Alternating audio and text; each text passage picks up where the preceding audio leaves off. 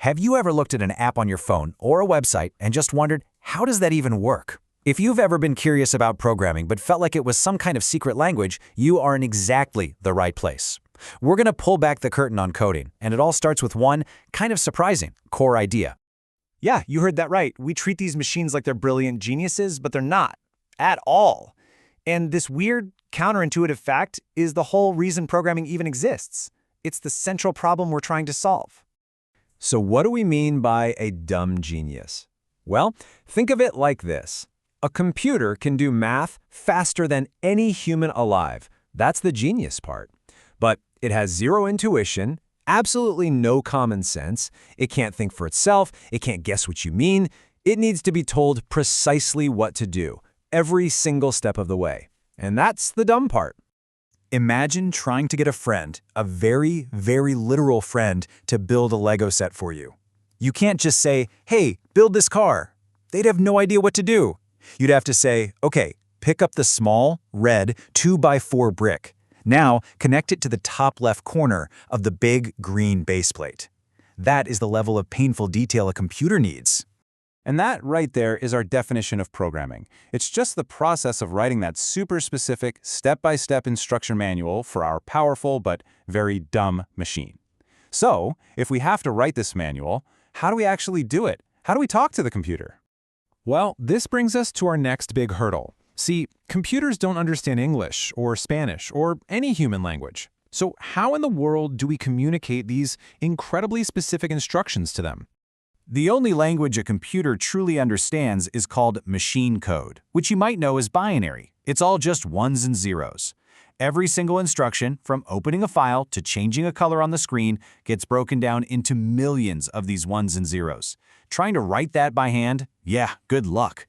It's basically impossible for a human to do for any complex task. So this is where programming languages come to the rescue.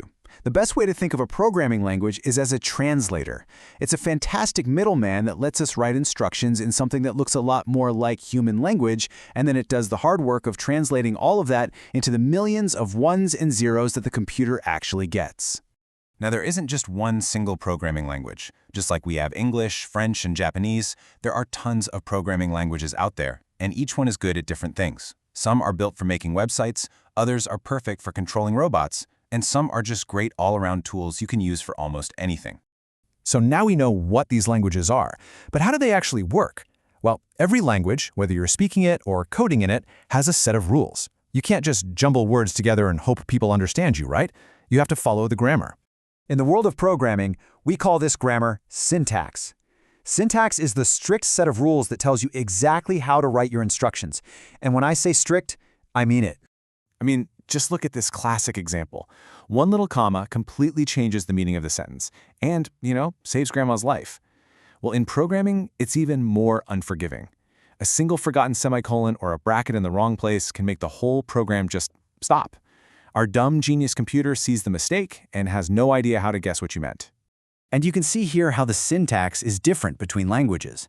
The goal for all three of these is exactly the same. We're just telling the computer to save the number 3.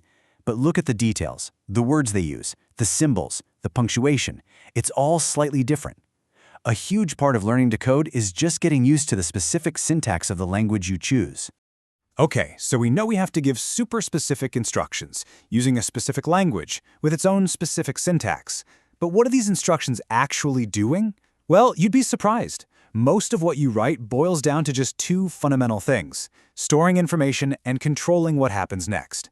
First, let's talk about storing information. We do this using something called a variable, and the cardboard box analogy is perfect here. Imagine you have a box. You write a label on it, like player name. Then you put something inside, like the name Alex. Now, anytime you need that name, you just look for the player name box. It's that simple. It's just a named container for a piece of data.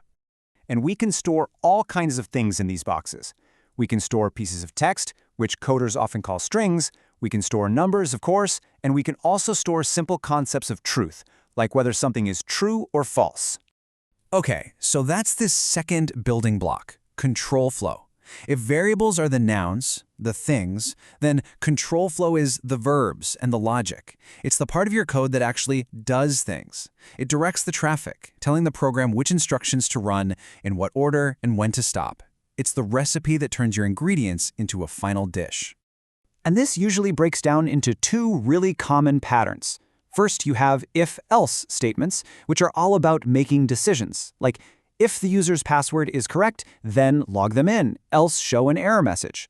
The second one is loops, which are all about repetition. For example, for every email in this list, send a notification.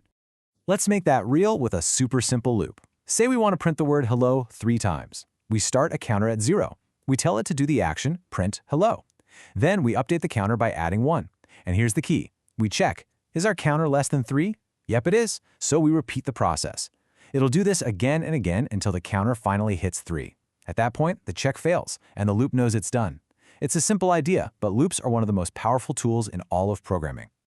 All right, so we've talked about languages, syntax, variables, and control flow. But you know what? The single most important part of programming isn't any of that. It's about changing the way you approach problems. Because here's the secret. The real skill of a programmer isn't knowing a bunch of syntax by heart. The real skill is being able to look at a huge, messy problem and break it down into tiny, logical, bite-sized pieces. Pieces so simple that even our dumb genius computer can understand what to do. It's a puzzle and it's incredibly creative. And when your code doesn't work, and trust me, it often won't at first, we call that debugging. But that word sounds way more intimidating than it is. All it really means is that one of the instructions you gave your less than intelligent friend was wrong or unclear. Your job is just to go back through your instruction manual and find the typo. So if there's one thing you take away from all this, let it be this. Programming isn't some dry technical field. It's about a way of thinking. It's a framework for solving puzzles. The language itself, that's just the tool you use to write down your solution. The real question is, what kind of puzzles are you ready to solve?